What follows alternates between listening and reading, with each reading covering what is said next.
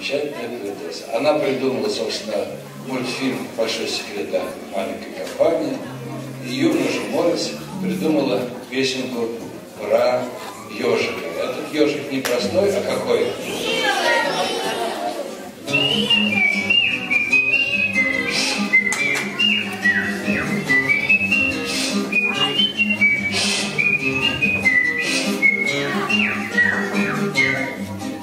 Порощи калиновой, порощи осиновой, на именинах щеку. В шляпе малиновой шел ежик резиновый, с дырочки в правом боку. Были у ежика. Были у ежика зонтика, дождика, шляпа и пары голов. Божьи коробки, цветочной головке ласково кланялся еж.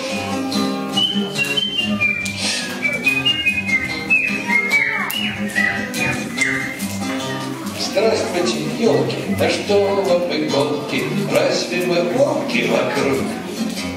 Как вам не стыдно, это обидно, когда ощетинился друг неба. Небо лучистое, облако чистое, на именинных щеку. Ежик резиновый шел и насвистывал, дырочка в правом боку.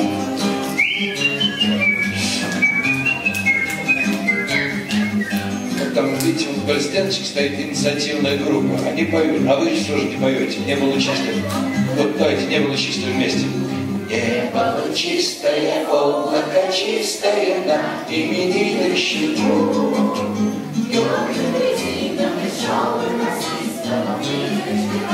Ага. Вот смотрите, с левой стороны все поют. Как будто воды в рот направили. Оставить там всех, молчите, не было чисто. И небо чистое, облако чистое, на именинных щеку. Ежик резиновый шел и насвистывал, дырочки в правом боку. оказывается, воды не набрали. Замечательно. В следующий раз посмотрим, какая половина будет громче. Милая птица, извольте спуститься, вы потеряли перо. На красной аллее, где кленный аллею, ждет вас находка в бюро. Небо. Небо чистое, облако чистое, на именинных щеку. Ежик резина, желтый насвистывал, дырочки в правом боку.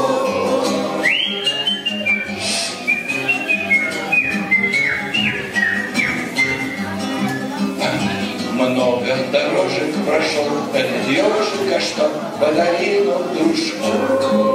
Об этом он Ване насвистывал Ване, дырочки в правом боку.